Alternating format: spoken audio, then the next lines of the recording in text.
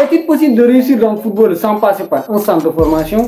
C'est un sujet qui n'arrête pas de susciter le débat. Car pour certaines personnes, pour réussir dans le football, il faut obligatoirement passer par un centre de formation. Mais malheureusement pour eux, chaque année, chaque fois, on voit des parcours qui démontrent complètement le contraire. On a l'exemple de Griezmann, de Giroud, de N'Golo Kanté, des joueurs qui ont été champions du monde et qui n'ont jamais été dans le centre de formation ou qui ont même été rejetés par les centres de formation. Donc dans cette vidéo, ce qu'on va faire, on va parler quels sont les avantages de ne pas passer par un centre de formation. Et pour finir, on donnera quelques conseils aux joueurs qui n'ont pas eu la chance de passer par un centre de formation. Comment vont-ils faire pour réussir dans le monde du football et réaliser une carrière dans le haut niveau. Donc on se dit à tout à l'heure. Le premier avantage qu'on va parler pour un joueur qui n'a pas fait de centre de formation, c'est le mental. Un joueur qui n'est pas passé par un centre de formation, il a beaucoup plus de mental qu'un joueur qui est passé par Monaco, Havre ou bien dans un grand club. Je vais m'expliquer. Exemple, un joueur qui n'a jamais connu de centre de formation, il n'a pas de problème à redescendre jusqu'au niveau inférieur pour pouvoir saisir des opportunités et montrer son talent. Car dans sa tête, il se dit, je n'ai pas fait de centre de formation, il faut que je trouve un moyen de réussir dans le football.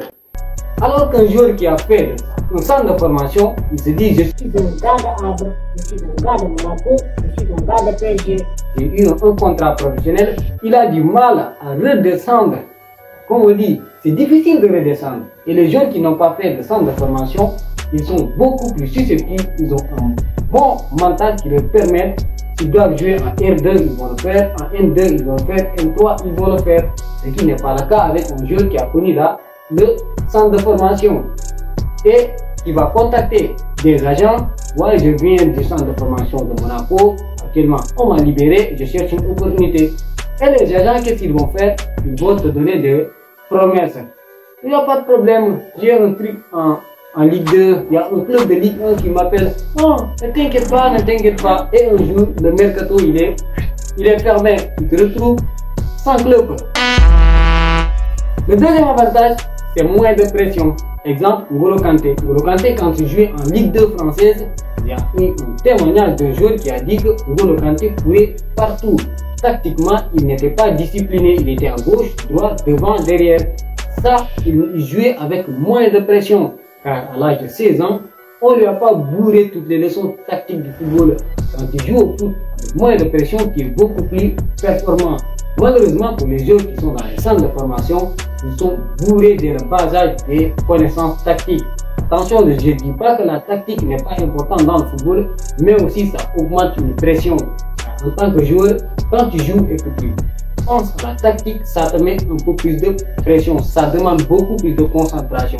Alors qu'un joueur qui n'a pas fait de centre de formation, il court comme il veut, sans pression, il est libéré et des fois, cette liberté te permet de réaliser de très bonnes performances.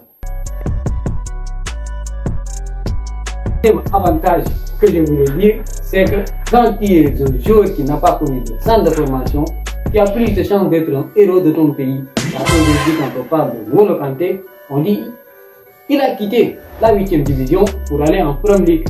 Antoine Griezmann, il a été rejeté par les centres de formation, il s'est imposé en Espagne. Olivier Giroud, il n'a pas connu le centre de formation et aujourd'hui c'est un très grand joueur. Mettez-vous dans la tête que votre succès sera beaucoup plus grand qu'un joueur qui a connu un centre de formation. Et pour finir, on va donner quelques conseils aux joueurs qui n'ont jamais connu le centre de formation. Comment faire pour réussir dans le football et atteindre le haut niveau. Première des choses, il faut toujours garder vos contacts. Les gars, si tu n'as pas fait de centre de formation, il faut garder les contacts, surtout les numéros des entraîneurs.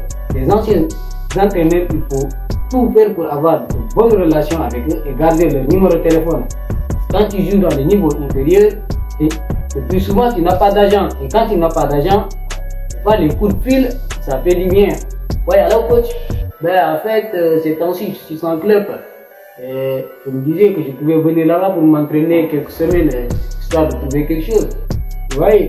Donc, il faut bien tenir les numéros de vos anciens entraîneurs. Deuxième point, il faut vous concentrer sur les performances. Ne vous concentrez sur rien d'autre à part la performance. Tu joues en R1, essaye de faire partie de l'équipe type de la saison. La saison prochaine, je te garantis que tu seras en N2 ou bien N3. Ainsi, en N3, essaie de faire partie de l'équipe type de la saison. Comme ça, même si tu n'as pas fait de centre de formation, la performance elle va parler pour toi. Et quand la performance parle, ce sont les gros clubs qui vont venir. Donc, on se dit à la prochaine fois pour une nouvelle vidéo. Et je pense que si tu as aimé cette contenu, je t'invite à t'abonner et à activer la cloche de notification. Comme ça, tu ne vas plus rater nos prochaines vidéos. Et on se dit à la prochaine fois. Et les fous ne connaissent pas l'argent, ils connaissent les footballs.